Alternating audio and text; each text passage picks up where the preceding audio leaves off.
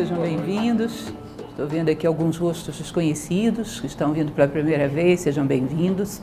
A ideia hoje é fazermos uma palestra, isso não faz parte do grupo de leitura, vai ser apenas uma palestra a respeito de um livro, que é O Filósofo Autodidata. Pode parecer, talvez, um pouco exótico, porque não é uma literatura muito conhecida no Brasil, mas foi um pedido feito por vocês mesmos. Nós temos o nosso canal da Nova Acrópole no YouTube, onde nós recebemos sugestões dos ouvintes. E quando as sugestões são muito reiterativas, às vezes a gente se sente inclinado a atender.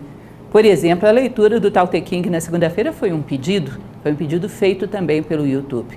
Esse livro, em determinado momento, em alguma palestra eu citei, porque gosto muito, e algumas pessoas pediram, fala um pouco para a gente, inclusive porque, sendo uma literatura um pouco fora do nosso contexto cultural, às vezes é sujeita a alguns maus entendidos na leitura. Então eu me dispus a fazer com vocês esse bate-papo de sexta-feira para conhecermos um pouco, não só a respeito desse livro, O Filósofo Autodidata, mas um mundo bastante particular, que é a filosofia árabe helênica do século 8 a 13 depois de Cristo, sobretudo daquela região da Andaluzia. Não vou falar muito sobre isso, mas é importante que vocês saibam que ali teve um pessoal muito bom e que teve uma influência marcante sobre a filosofia ocidental. A Universidade de Paris, Alberto Magno, Tomás de Aquino, todos se inspiraram nessa turma. O averroísmo foi embora, influenciou o Renascimento, influenciou o pensamento ao longo da história. Ou seja, a Venpasse, a Bento Fail, Averroes. Nós temos aí um conjunto de nomes de muito peso. Nós vamos especificamente falar de um livro que foi o único que restou dessa obra desse mestre de Averroes, que era Bento Fail. É uma obra que tem particularmente, é uma fábula que ele criou, mas que tem um conteúdo poético muito interessante, particularmente para quem gosta da filosofia. Então eu quis compartilhar isso com vocês, eu espero que vale a pena. Então vamos lá, o Filósofo Autodidata não é o nome do livro. Aí vocês vão dizer, como não? Está aqui o nome. Não é. Ele foi traduzido dessa forma no século XVII. Eu coloquei uma cola aqui para não esquecer. 1671, para o inglês, Richard Pocock, que não sei por que cargas d'água, ao traduzir para o latim, não para o inglês, ele transformou o nome, que era o Vivente, Filho do Vigilante, em O Filósofo Autodidata. Talvez ele tenha achado que era um apelo maior, mas na verdade não tem muita coisa a ver um com o outro. Tem um apelo maior, mas também é sujeito a equívocos, que dá a impressão de que uma pessoa sozinha, no nada, poderia sair da absoluta ignorância e chegar à absoluta sabedoria, sem contar com a carga cultural humana, sem contar com que ninguém o orientasse, e isso é sujeito a gerar algumas fantasias. Isso não é bem assim. Eu garanto que vocês não fariam uma cirurgia com uma pessoa que se instruiu em medicina sozinho, sem pisar em nenhuma faculdade. Gostariam que ele herdasse a cultura humana nesse sentido. Então, isso deixou a obra um pouco sujeita a equívocos. E nós vamos trabalhar, inclusive, um pouco a esse respeito. Tá? Então, o filósofo autodidata vai falar sobre a história de um personagem imaginário. Vocês, em primeiro lugar, me desculpem por esses nomes, porque isso é árabe. E é árabe do século XI, XI. Então, evidentemente, se tem algum entendido em árabe medieval aqui, que é uma coisa muito comum, muito frequente, pode achar as minhas pronúncias um pouco estranhas, devem ser mesmo. Felizmente, eles são raros, os entendedores de árabe medieval. Então, eu posso fazer as minhas barbáries sem muito problema. Ra'i ibn Yaqazan, que significa esse título, Vivente, Filho do Vigilante, foi escrito então por esse mestre, que seu nome era Ibn Tufail, foi latinizado para Bento Fail, que foi praticamente um pensador que, se não fosse por essa obra e por ter introduzido Averroes no pensamento, ele teria passado anônimo. Ele vive num momento particularmente muito bom, porque ele vive com um califa que era um amante das artes, das letras, o califa de Marrocos, Almohada, o segundo, Yusuf II. Ele era um grande incentivador do pensamento filosófico. Então, isso ajudou bastante a desenvolver, sobretudo ali na Espanha, aquilo que a gente chama de Andaluzia. Ele era um pensador andaluz, ele nasce em Cádiz. e ele desenvolve uma série de discípulos, faz todo um alinhamento do pensamento em relação à filosofia grega. Esse pessoal era helênico, esse pessoal lia Platão, lia Aristóteles. E a contribuição deles, por exemplo, para a compreensão de Aristóteles foi uma coisa tremenda, teve um impacto enorme na história.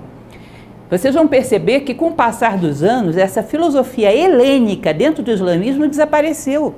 Ela existiu só aí, nesse pedacinho de tempo, do século VIII ao século XIII depois de Cristo. Sumiu. Ela tem um nome curioso, que nós vamos conhecer já já, que é a falsafa. Falsafa é o nome da filosofia em árabe. É filosofia em árabe. E esses filósofos, que no início estavam sendo muito apoiados por alguns califas, lá pelas tantas começam a entrar em conflito com a religião islâmica, com o Kalam, que era a teologia. Isso faz com que os últimos já não se deem tão bem quanto os primeiros e vão aos poucos sendo engolidos pela história. Já o próprio Averroes já não se deu tão bem quanto a Bento Fail, teve já uma vida bastante atribulada. Mas eles são muito interessantes e têm ideias muito belas. E a gente praticamente não conhece nada no nosso Ocidente atual. Bom, então, não dá para saber o quão preciso, particularmente eu andei olhando algumas pinturas desses filósofos dessa época, são todos tão parecidos que eu não distinguiria um do outro, portanto eu não confiaria nessas pinturas. Mas esse seria, digamos, um retrato da época de um pintor, de Bento Fail. Seria, então, ele chegou a ser vizir, ou seja, um secretário pessoal desse califa Yusuf, o califa sábio, o califa filósofo, e viveu aí entre o século XII e XIII. Esse pessoal, gente, se existe uma coisa que não dá para você dizer o que é que eles eram, parece que ninguém disse para eles que tinha que ser uma coisa só. Então, eles ignoravam essa prescrição especializada. Eles eram tudo, é uma coisa enciclopédica, todos são assim. Avicena era assim, Averroes era assim. Ele era simplesmente médico, matemático, astrônomo, filósofo, poeta e mais alguma coisa nos tempos vagos. Ou seja, ele era tudo. Eles tinham vocação enciclopédica, universalista, esses pensadores árabes. Todo o conhecimento, aliás, eles tinham uma certa ambição de fazer síntese do conhecimento, realmente. Não tinha nada em que eles não se metessem. Uma ocasião eu passava por uma livraria e eu descobri que Leonardo da Vinci era cozinheiro e de primeira mão, de primeira qualidade. Eu falei, não é possível, pelo menos isso. Ele tinha que ser ruim em alguma coisa, cidadão? Não era. Acho que todo mundo corria para a casa dele mais do que para ver os seus quadros, para comer a sua comida, porque ele cozinhava bem. É um absurdo isso. Vocês não acham? Eu fiquei particularmente ofendida com isso. Pelo menos cozinhar mal ele poderia, porque assim a gente teria alguma coisa em comum. Mas nem isso. Então, esses grandes gênios da história têm essa vocação universalista. Ele era tudo isso e mais algumas coisas. Ele foi mestre de Averroes, como já falamos, e aqui a palavrinha que eu falei para vocês, que é um pouco inédita no nosso uso, a falsafa é a filosofia em árabe. Os filósofos eram chamados de falacifas, aqueles que praticavam a falsafa. Nome fácil, vocês já decoraram todos. Isso é de uma importância fora do comum, decorar. A falsafa, então, era um conjunto de pensadores que estavam comprometidos com o pensamento e inspirados nos gregos. Eles não partiam da religião para ir até a filosofia, embora eles procurassem conciliar, sim, a filosofia com o islamismo. Mas eles tinham uma liberdade muito grande e isso gerou, num determinado momento, conflitos, atritos entre eles e a religião. Se vocês forem perceber, dentro de qualquer estrutura religiosa, existe um misticismo, existe uma teologia e existe uma filosofia, pelo menos em algum momento existe. E nesse momento particular, brilhante do mundo árabe, você tinha o sufismo, que era o misticismo, você tinha Kalam, que era a teologia, e tinha a falsafa, que era a filosofia. Bem independentes as três. E é interessante porque os filósofos ajudaram a fazer uma ponte entre o misticismo e a religião.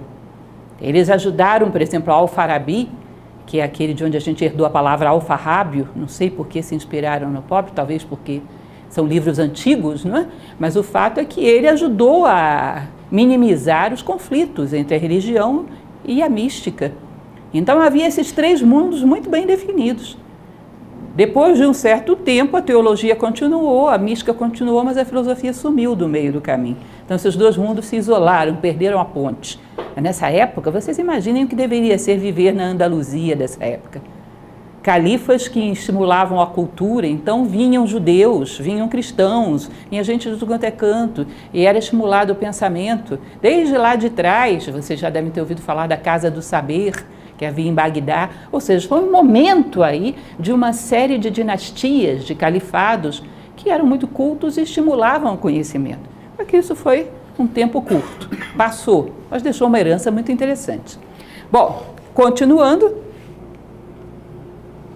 esse livro, entre outras coisas, foi um dos que estimularam a imaginação de Daniel Defoe para escrever o Robinson Crusoe. Diz que ele se inspirou nisso e num caso real de um marinheiro escocês, Alexander Selkirk, que de fato ficou 3 anos numa ilha, abandonado pela sua embarcação, e demorou 3 anos para aparecer alguém lá para pegá-lo, e nesses 3 anos ele se virou sei lá como, não tinha ninguém na ilha.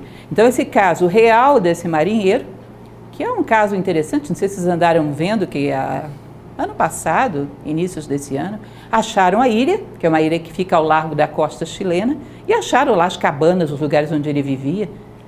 Ou seja, comprovaram historicamente a história de Selkirk. Selkirk e esse livro deram Robinson Crusoe. Foi a inspiração dessa obra de aventura tão conhecida no Ocidente hoje em dia, que já virou filme, já virou um monte de coisa. É uma curiosidade.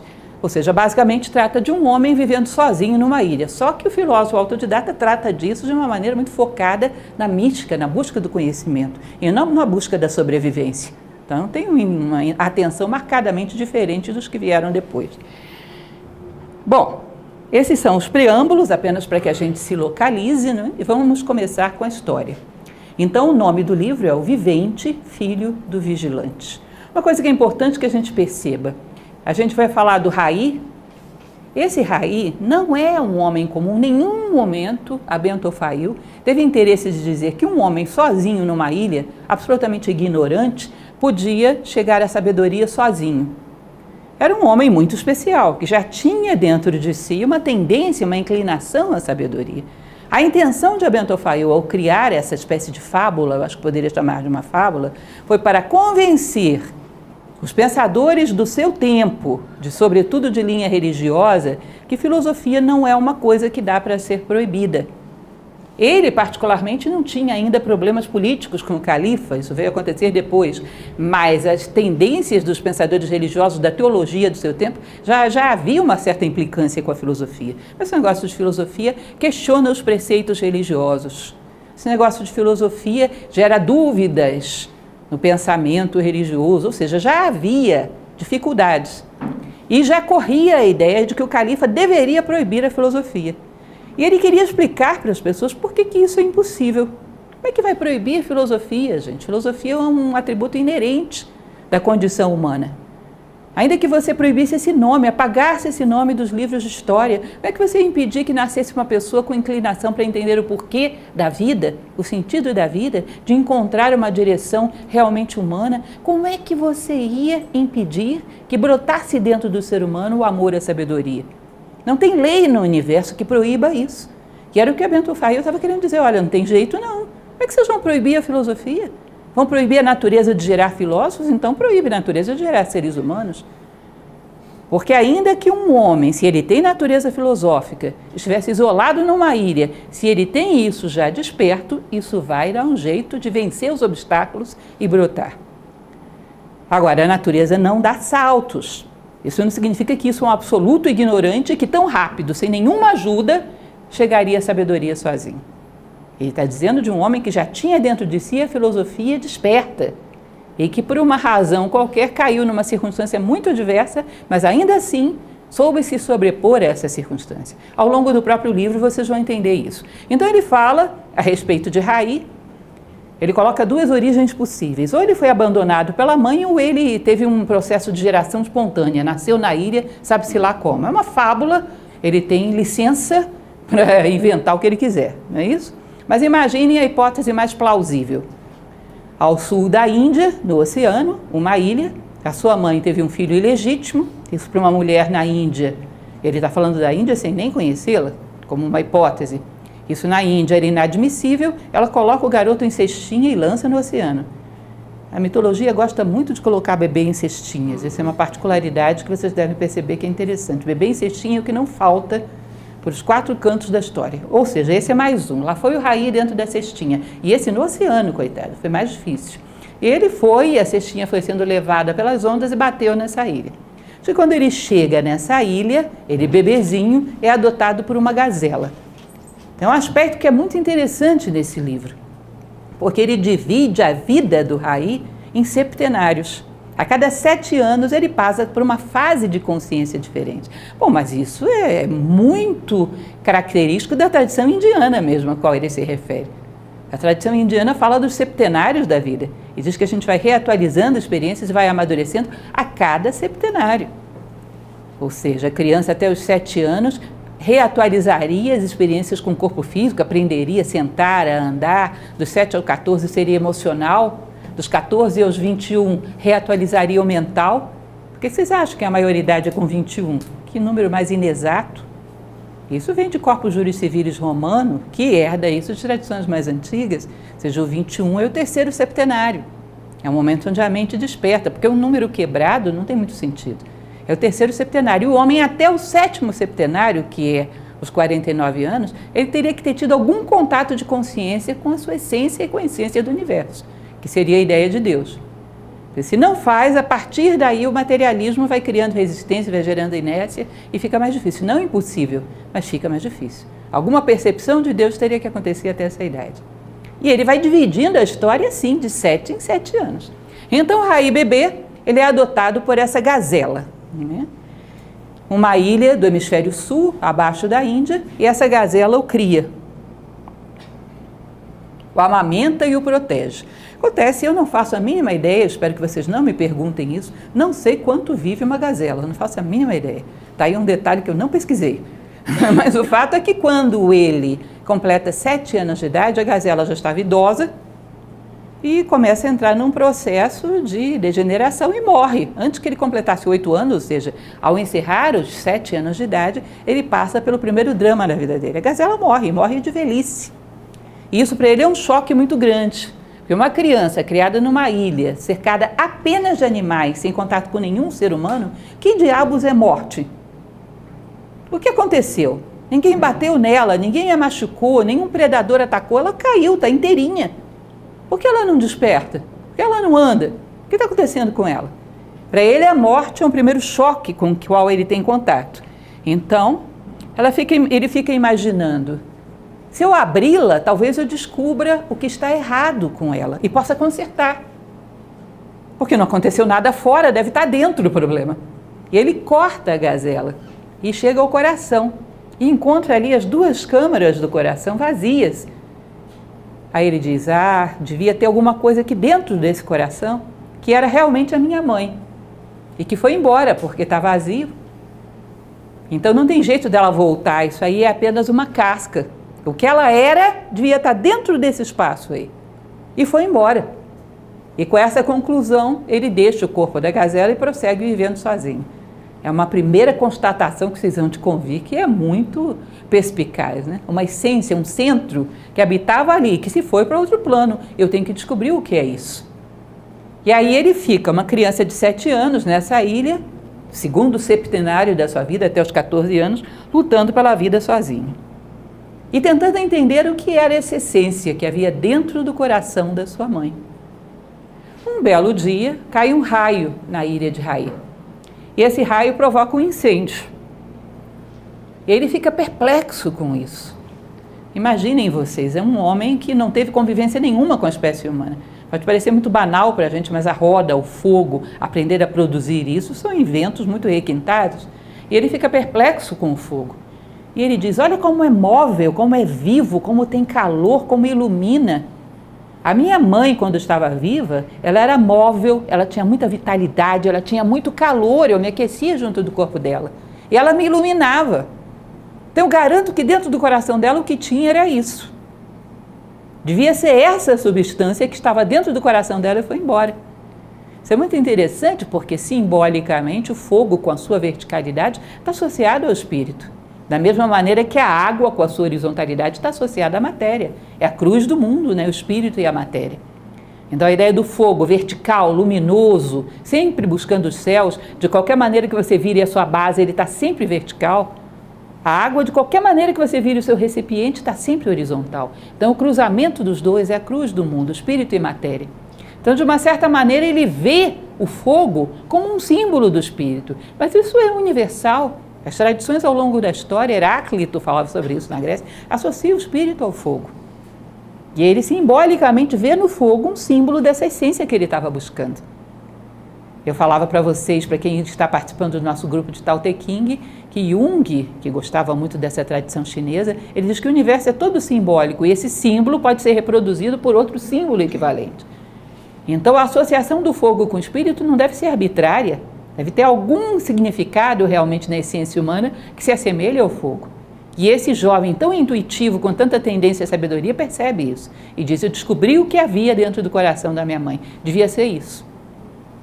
E isso dá para ele uma visão um pouco mais ampla de que os seres realmente têm uma essência. E essa essência vive neles e depois os abandona. Ele continuando, num determinado momento, ele necessita caçar, ele necessita extrair os seus alimentos, desde sempre, né?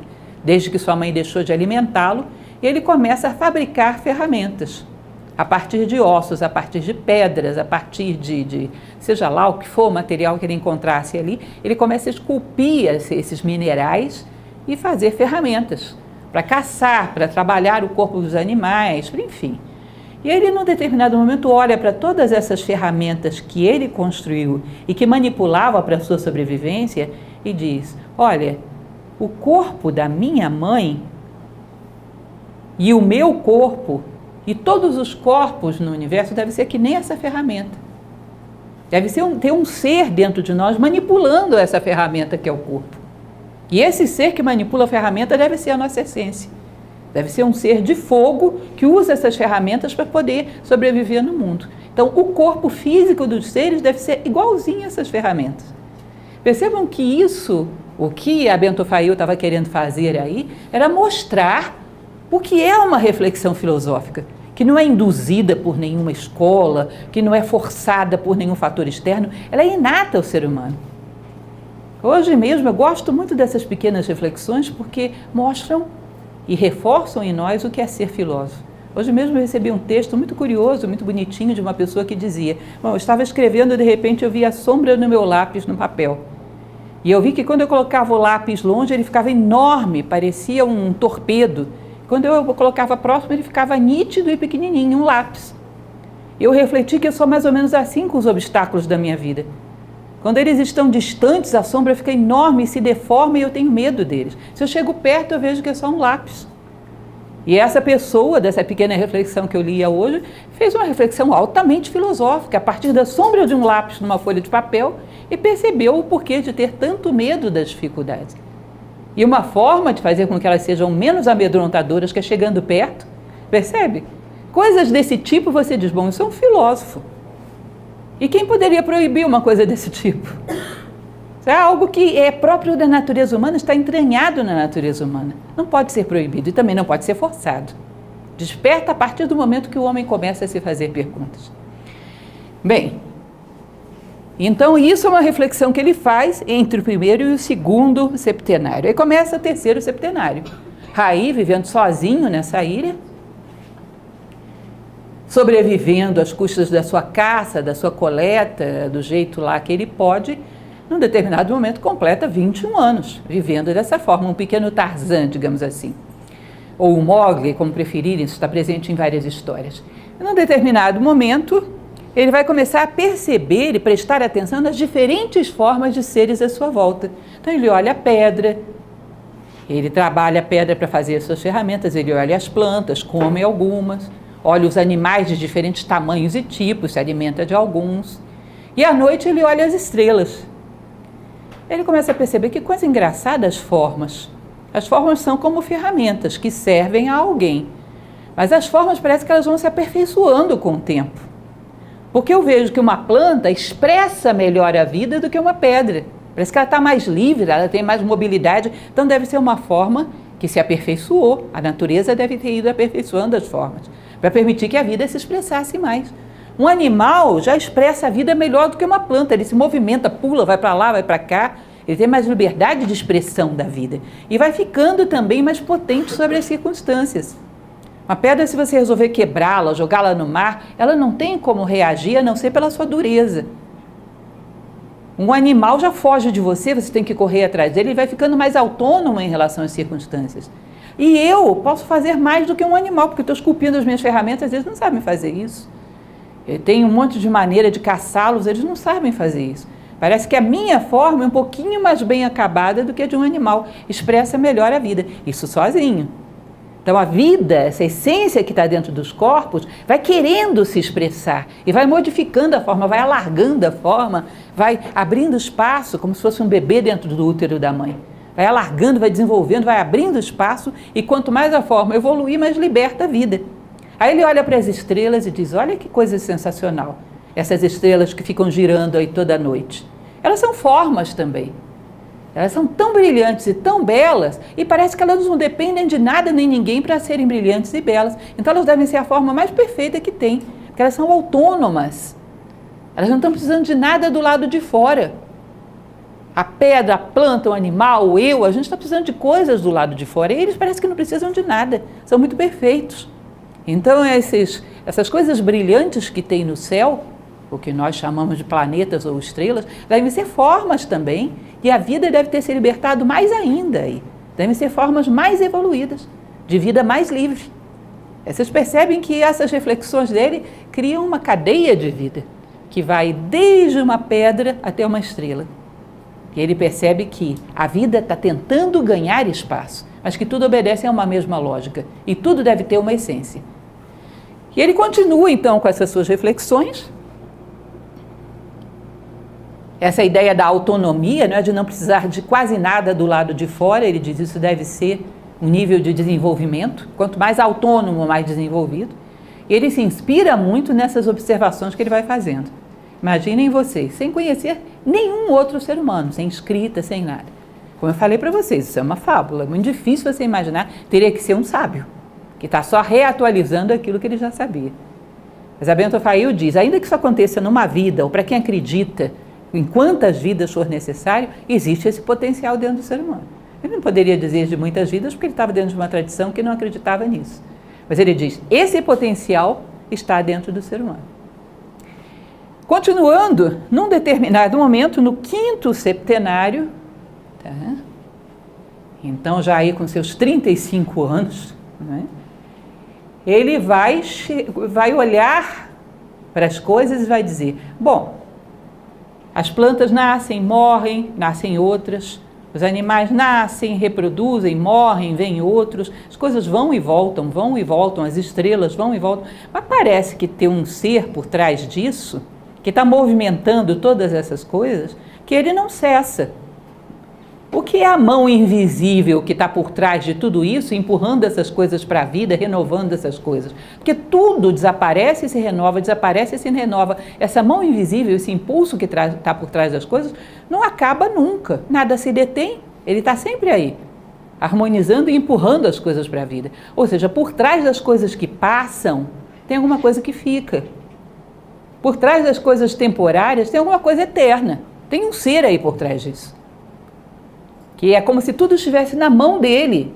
E ele está trazendo as coisas, levando de volta, trazendo as coisas, levando de volta. Tudo passa, mas ele não, ele permanece. O movimento é perpétuo, quem faz esse movimento? Ele começa a desconfiar, gente, por trás do tempo e do espaço, a infinitude e a eternidade. É impossível que não tenha um ser que permanece, que esteja nos bastidores da vida, empurrando tudo isso para a vida. Com certeza tem alguma coisa aí. E essa suspeita vai se tornando cada vez mais forte nele, né? O universo se move indefinidamente, deve haver um ser infinitamente potente, cuja potência não se restringe a um corpo. Ele gera esses corpos todos, mas de onde está vindo a inteligência que gerou esses corpos? De onde está vindo esse fluxo de vida que passa por dentro dos corpos e não para nunca? Ou seja, por trás daquilo que morre deve ter alguma coisa eterna. Seria impossível, logicamente impossível, que tudo fosse passageiro. Quem tocaria esse espetáculo? Qual é a força que movimentaria tudo isso? Aí ele deduz, por lógica, que existe o infinito e o eterno. Ele já está chegando. com 35 anos, está chegando perto de Deus. Aí lá, pelas tantas, continua o nosso Rai.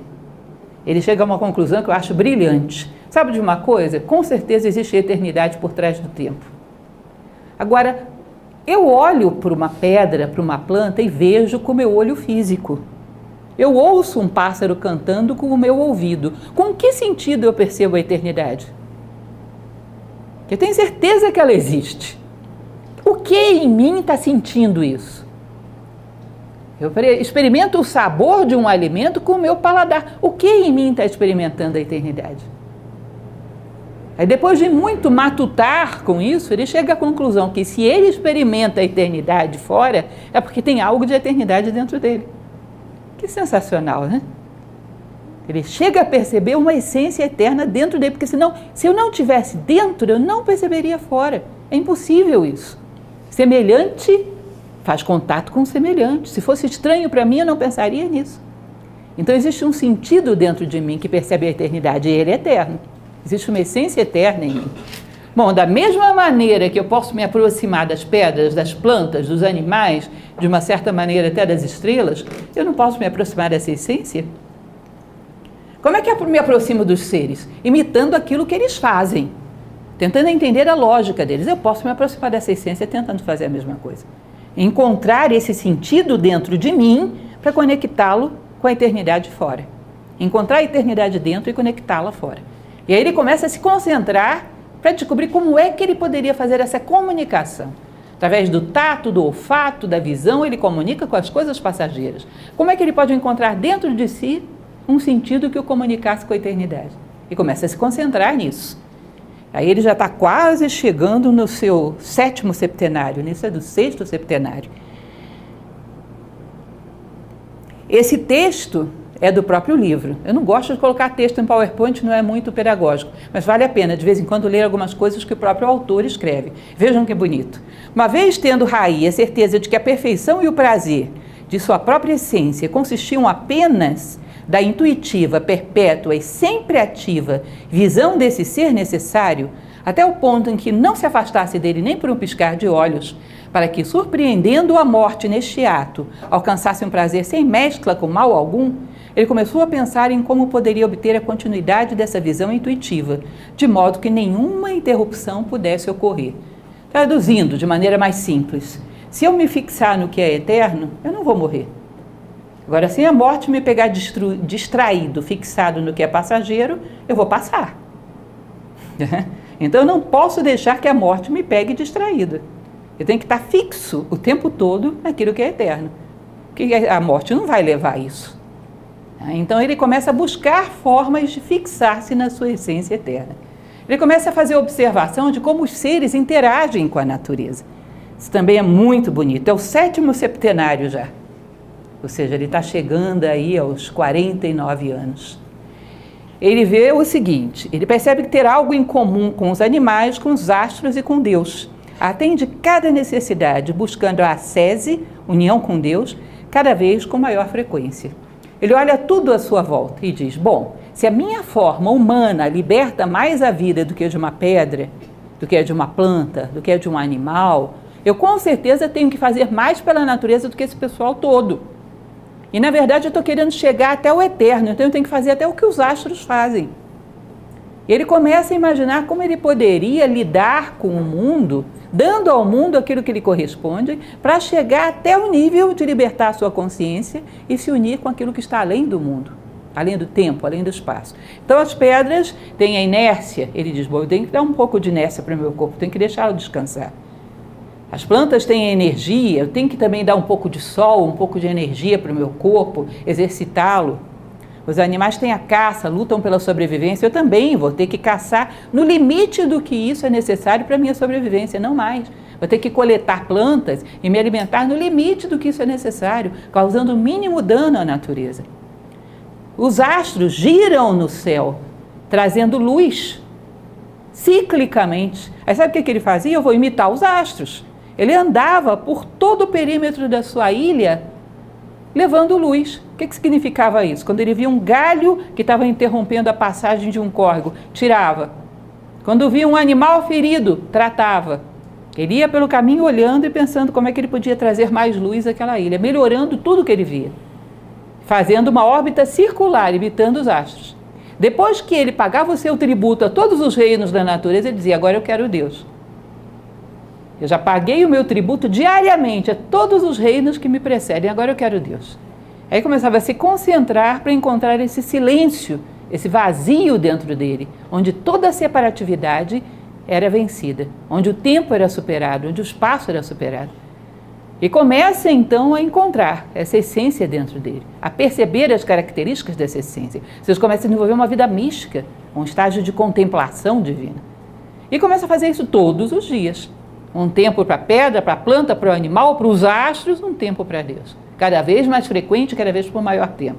Acho que no início ele tentava encontrar essa ideia da não separatividade, da unidade, do eterno, tinha muita dificuldade. Aos poucos, de tanto insistir, vai tocando nisso. Vocês imaginem um homem insistir numa coisa que é uma mera hipótese, que é abstrata, e sozinho, sem que ninguém o dissesse. E ele vai insistindo, insistindo, insistindo e vai conseguindo fixar esse estado de unidade. Todos os dias volta aí. E nisso estava o nosso querido Raí. Só reiterando aquilo que já falamos, né? Ele reitera a necessidade dos animais, a necessidade dos astros e a necessidade do ser, que é a busca da unidade, ele também encontra. E se concentra e todos os dias vai em busca de todas essas necessidades. Abstração de qualquer separatividade, visão de Deus uno, que a tudo vitaliza e no qual todos os seres se espelham. E aí ele percebe, se eu conseguir fazer isso, a morte não me toca mais. A morte é perda da casca. Aquilo que eu vi, o corpo da minha mãe era uma casca vazia. A essência dela não tem como morrer. E se eu consigo fundir essa essência com essa essência eterna, não existe mais morte. Eu não posso deixar que a morte me surpreenda identificado com a minha casca. E ele estava aí, fazendo essa prática, quando num determinado momento acontece uma coisa totalmente fora da expectativa dele. Havia uma ilha a uma certa distância, e essa ilha era habitada. E, inclusive, tinha uma espécie de um povoado relativamente numeroso. Havia pessoas vivendo ali. Até então ele não tinha nenhuma ideia disso, não era visível. Nessa ilha viviam dois amigos, que eram Azal e Salamã. Amigos de infância, duas crianças bastante espertas, bastante inteligentes, só que Azal com uma tendência mística e Salamã com uma tendência mais voltada para a política, mais voltada para a liderança do povo. E quando eles crescem e se tornam jovens, Azal começa a se tornar um místico, uma espécie de um monge, e Salamã se torna um líder político daquela região, daquele povoado. E com o tempo Salamã começa a se corromper, começa a manipular, começa a fazer coisas que deixam seu amigo muito desgostoso. Que Azal não consegue despertá-lo para relembrar quais eram as intenções deles na infância. Não consegue despertar aquelas pessoas e fica saturado dos seres humanos, alienados, totalmente desinteressados por qualquer coisa que ele tivesse para dizer. Aí um dia o Azal diz, quer saber de uma coisa? Vou desistir dos seres humanos, vou me tornar uma seta, vou pegar um barquinho, vou para aquela ilha que está lá longe, não tem ninguém lá, eu vou ser o único. Tinha alguém lá. Ele pega um barquinho então e vai para a ilha de Raí. Ele chega e aparentemente não tinha ninguém mesmo, era comentado que aquilo era uma ilha desabitada. Que ele se instala, começa a fazer o necessário para poder produzir o seu alimento, quando de repente o Raí estava fazendo a sua trajetória de estrela, estava girando pela ilha e bate com um ser absolutamente estranho. O que é isso? Parece comigo. E ele não falava língua nenhuma de ser humano nenhum, nunca tinha visto ser humano nenhum. Mas ele fica extremamente curioso, filósofo, né? Filósofo é de uma curiosidade, às vezes, insistente. Ele fica extremamente curioso para saber do que se trata. Azal o vê e diz, um selvagem. Como é que eu vou fazer para me aproximar dele sem que ele me agrida? E aos poucos eles vão se aproximando, até que tem contato, Azal vai começando a ensinar para ele os códigos da linguagem. E ele, com muita facilidade, vai pegando, né, os códigos da língua. Até que eles começam a se comunicar. Agora foi uma surpresa absurda para Azal. Porque quando ele começa a falar com aquele homem sabia muito mais do que ele, era um místico. Era um homem que tinha um conhecimento da divindade que ele nem suspeitava, era um mestre para ele. Sabia muito mais do que ele. E ele fica perplexo com aquilo. E começa a passar para ele todo o caminho que ele percorreu para chegar à percepção mais íntima de si mesmo.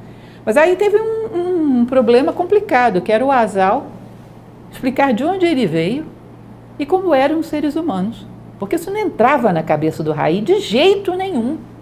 Ele conta, olha, eu vivia numa comunidade, tem muitos como a gente tem. E como é que eles vivem? Eles devem estar loucos para encontrar Deus. Não, não tem ninguém pensando nisso. Como assim? Como não tem? No mínimo foi você que não explicou direito. Não, olha, Raí, nem todos os seres humanos são iguais. São sim, o ser humano é assim, é da natureza dele, você que não soube explicar direito. Aí o Asal ainda vai explicar para ele política, vai explicar para ele religião. Religião é o quê, meu caro? A religião é umas representações, só chegando lá com o nosso slide, né? Asal vai e começa a explicar para ele, a religião são umas representações de Deus que se faz. Ele diz, o quê? Representações de Deus? Eu estou tentando tirar o homem da sua casca e você está colocando Deus dentro da casca?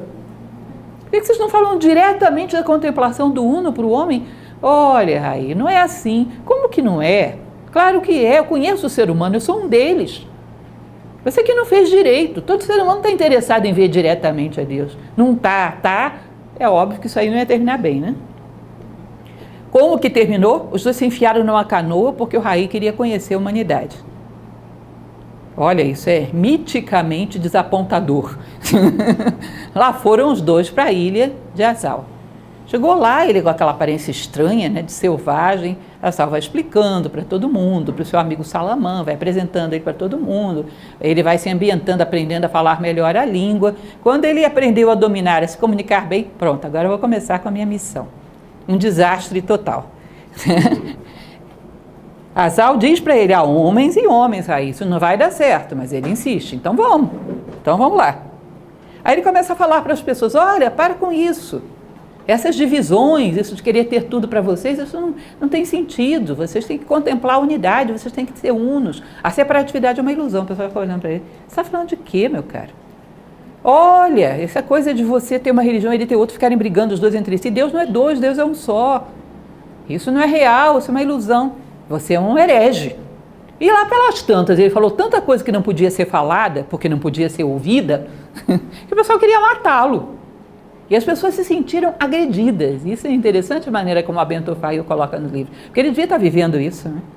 As pessoas se sentem agredidas, porque elas não estão preparadas para ouvir aquilo. Aquilo as magoa, as fere. Elas precisam daquela película de ilusão. Não tem condições de ter outra coisa. E ele, em um determinado momento, percebe que com a melhor das intenções, o que ele estava fazendo era uma violência. E isso depois de muito sofrer. Percebe que o que ele estava fazendo era uma violência e que a natureza humana não dá saltos. Nenhuma natureza dá saltos. É como se ele pegasse a pedra e quisesse jogar no espaço e transformá-la numa estrela. Os degraus têm que ser galgados um por um.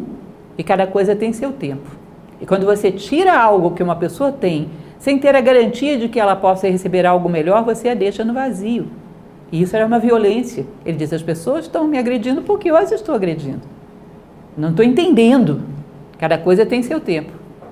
Aí lá pelas tantas ele chega a essa conclusão, reúne as pessoas daquela ilha e diz, olha, continuem acreditando no que vocês acreditam, continuem com a fé de vocês, com a visão de vocês, vão aos pouquinhos, se tornando mais fraternos, mas é isso aí mesmo, sejam felizes. E vai embora. Essa hora só que ele foi sábio.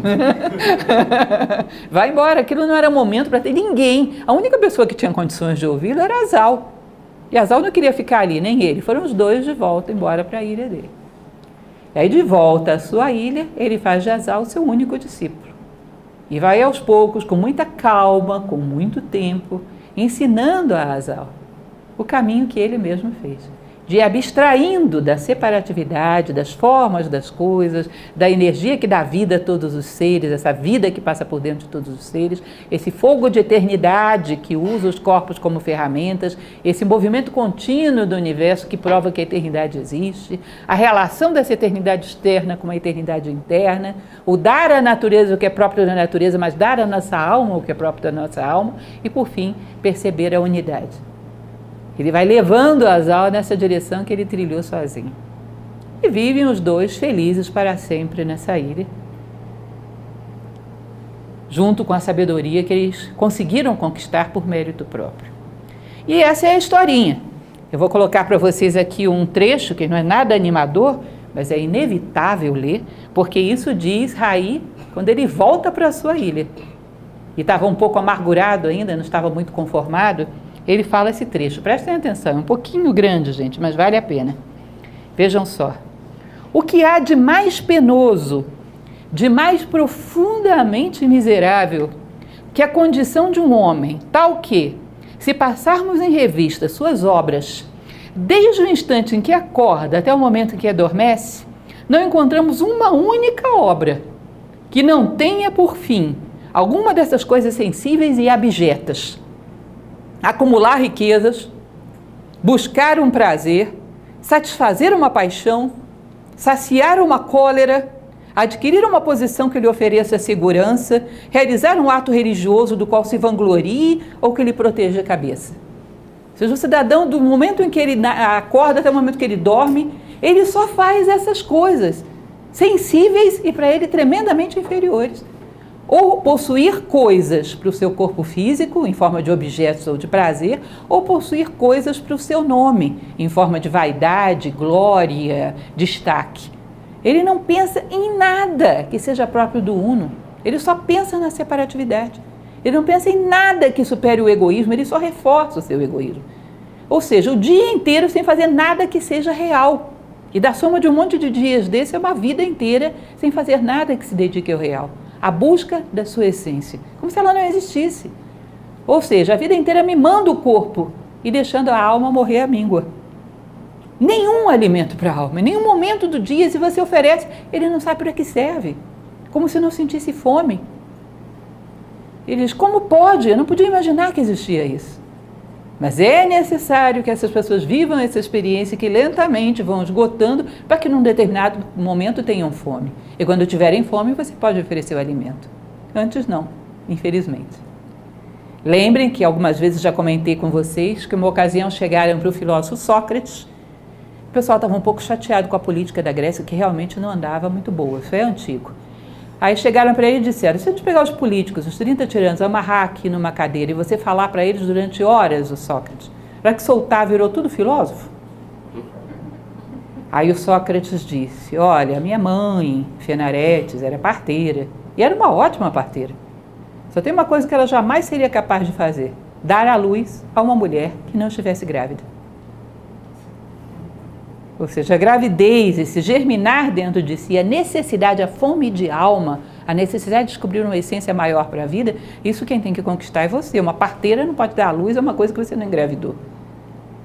De uma certa maneira, o filósofo é alguém que está grávido na alma, está gestando um sentido maior na vida do que sobreviver.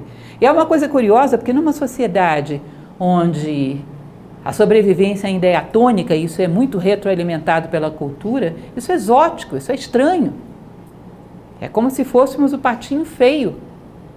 Não é para termos vaidade nem algum sentimento de superioridade, é uma questão de respeito, respícere, saber ver. Saber ver a necessidade de cada um, mas ver a nossa própria necessidade e respeitá-la. Olhar mais uma vez, saber ver. Isso foi o que Raí aprendeu a duras custas. Saber ver a necessidade de cada um e respeitá-la, mas respeitar também a própria.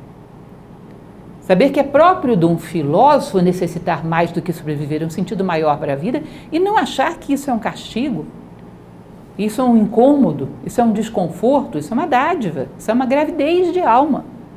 Saber valorizar, talvez esse momento em que você jogou a toalha e disse, isso não é suficiente para preencher a minha vida, talvez seja um dos momentos mais sagrados. É o momento do esgotamento, momento onde, segundo o mito da caverna de Platão, começamos a remexer na cadeira e suspeitar que a realidade está fora da caverna. É aquele patinho feio que, num determinado momento, de tanto ver os seus reflexos nas águas, lembra? As águas simbolizando o mundo material, deformados pelas águas, diz, eu sou uma pessoa estranha, eu sou um ser esquisito. Mas quando vê alguém como ele, descobre o que ele é, um cisne. As fábulas também têm atrás delas, às vezes, um conteúdo filosófico. Você encontra alguém tão chato quanto você, que precisa de explicações maiores para a vida, se diz, não sou o único. Se isso é uma doença, ela é coletiva e contagiosa. Que bom, tem mais gente. Por isso que ao longo da história sempre existiram escolas de filosofia, para que um reforce o outro nessa necessidade que não faz ninguém superior a ninguém, mas é uma necessidade como outra qualquer e tem que ser respeitada. Quem precisa de algo mais do que meramente sobreviver, ao longo da história foi chamado de filósofo. E o que a Bento Faill queria dizer com esse livro? Que isso é uma necessidade que não pode ser traída. E não é uma maldição, é digamos, de uma certa maneira, um momento sagrado que nós temos que aprender a valorizar. Ou seja, tem uma certa dignidade de valorizar sermos patinhos feios. Não tão feios assim. E darmos atenção a essa necessidade. E respeitarmos a necessidade de cada um e o momento de cada um. Bom, existe isso dentro de todo ser humano? Existe. Mas não é algo que se force de fora para dentro. Se isso dentro de você arde, se você sente esse calor dentro de você, se isso de alguma maneira te incomoda, olha, incômodo não necessariamente é mal. Uma sociedade como a nossa, que faz culto ao prazer, acha que tudo que incomoda é mal e tem que ser banido. Às vezes o incômodo é a melhor coisa que temos, porque nos coloca para fora da cadeira e nos faz caminhar. É o incômodo no seu dente que faz com que você o salve, senão você o perderia. É uma certa incomodidade que nos movimenta para buscarmos descobrir quem somos. E essa incomodidade de alma que busca respostas é chamada de filosofia. E o que a Bento Faill queria dizer? Bom, em potencial está em todos os seres humanos, mas desperta seu tempo e gradualmente vai se realizando. Não considere isso como um problema, não considere isso como um defeito, não considere a você como um ser estranho. Você é um filósofo. Seja bem-vindo à ilha do Raí. Seja bem-vindo. São outras necessidades, mas também muito belas e também necessárias. A humanidade precisa que alguns sejam filósofos. Um dia serão todos, cada um no seu momento. Mas alguns têm que legitimar essa condição, sendo fiéis a si mesmos. Bom, isso é o nosso livro. Ele conclui, então, com o Viveram Felizes para Sempre, na sua ilha, Asal com Raí, como mestre e discípulo. Não sei se isso foi muito bem entendido no seu momento histórico, foi tomado como uma fábula. Assim como eu falava para vocês que o Dom Quixote de Cervantes, ele escreve na portada, após as trevas espero a luz. Ele esperava ser entendido algum dia, porque no seu momento histórico, o Dom Quixote foi considerado como uma comédia, e na verdade é bem mais do que isso. O filósofo autodidata, ou o vivente filho do vigilante, que é o seu nome original, talvez não tenha sido muito bem entendido pelos seus contemporâneos. Mas se você está procurando um sentido maior para a sua vida, faz todo sentido. Isso é a filosofia. E é isso. Eu espero ter dado a vocês um motivo de reflexão e um motivo de um certo sadio orgulho daquilo que somos. Cada um se realiza naquele momento de consciência que está vivendo e buscando o próximo degrau. Aqueles que amam a filosofia, parabéns. Nós estamos fazendo exatamente isso. Somos filósofos. Isso também é um motivo de um sadio orgulho de alma.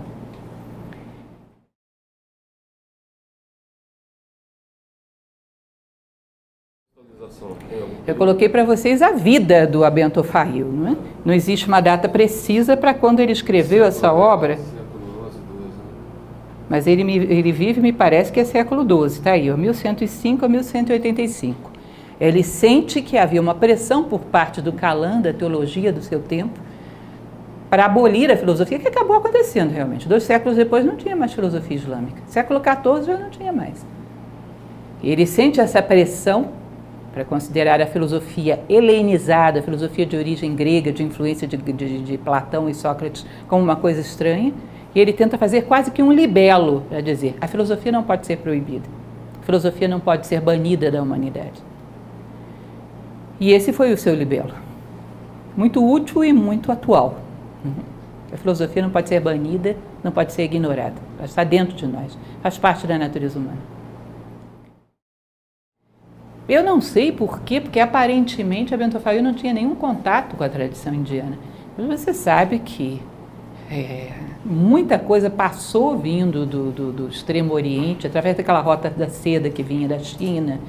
O Alexandre Magno chegou aí até a Índia, ou seja, há trocas de influências ali. Tanto que se diz que o próprio As Mil e Uma Noites é uma cópia árabe de uma obra que é, na verdade, indiana.